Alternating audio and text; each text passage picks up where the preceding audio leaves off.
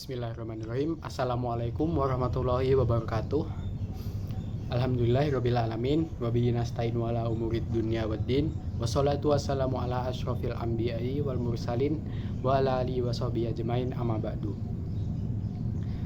Teman-teman dan Pak dosen yang saya hormati, perkenalkan nama saya Sultan Dafar Rahman dengan NIM 1030525000068. Saya dari Prodi S1 Sains Data. Pada kesempatan kali ini saya ingin membawakan sebuah kisah, sebuah cerita tentang seorang pemuda, seorang arsitek muda bernama Farhan. Farhan ini adalah seorang yang sangat sukses. Dia memiliki banyak uang, dia diakui oleh banyak orang, dan juga hampir tidak ada apapun yang kurang lah dalam hidupnya.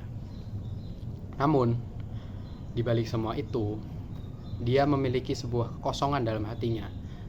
Suatu ruang hampa yang tidak bisa dijelaskan dengan dirinya sendiri bahkan. Lalu kemudian, dia mulai mencari tahu apa yang hilang dari dalam dirinya. Dan juga ia mencari tahu dan dia mulai mendekatkan diri kepada Allah. Dia mulai mencari nilai spiritualitasnya dengan agama Islam. Proses ini dalam Islam dikenal dengan nama muhasabah, atau bahasa lainnya adalah introspeksi diri, yang kemudian ini mendorong kepada sifat taubah atau kemudian menata ulang apa yang ada dalam hidupnya.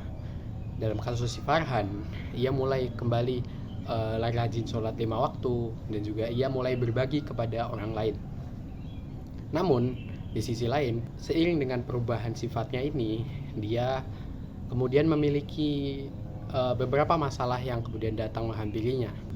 Ujian pertama datang dari ketika perusahaan dari tempat Farhan bekerja memerintahkannya untuk mendesain sebuah bangunan yang fungsinya itu kurang menunjukkan etika dalam agama. Sebagai langkah awal, Farhan mencari tahu sumber-sumber hukum Islam yang jelas berdasarkan dari Al-Quran, hadis, dan juga ijma ulama, dan juga qiyas. Proses ini yang kita kenal sebagai istinbat hukum atau metodologi penggalian hukum dalam Islam.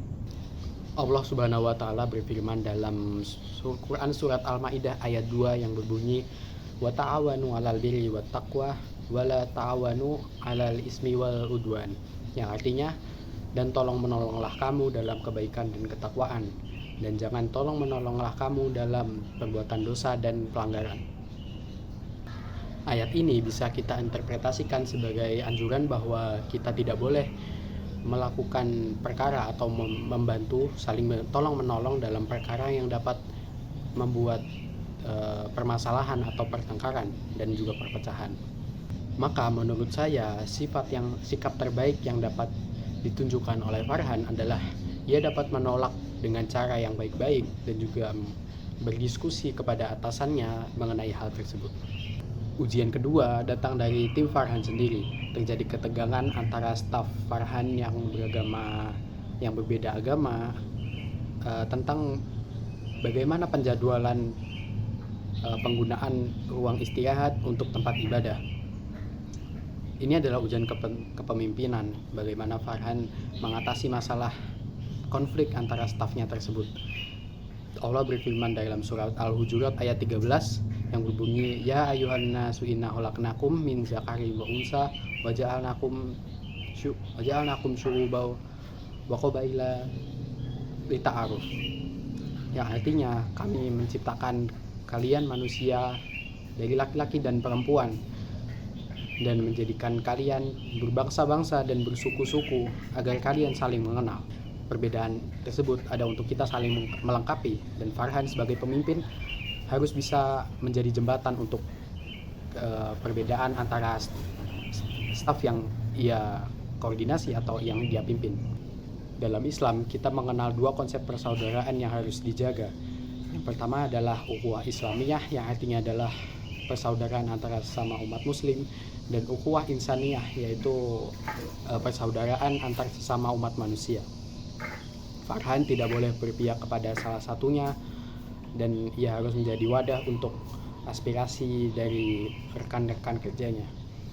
Rasulullah SAW pun telah memberikan contoh secara nyata melalui Piagam Madinah, sebuah perjanjian yang menjamin hak dan kewajiban setiap warga, yang muslim maupun yang non-muslim, secara adil dan setara.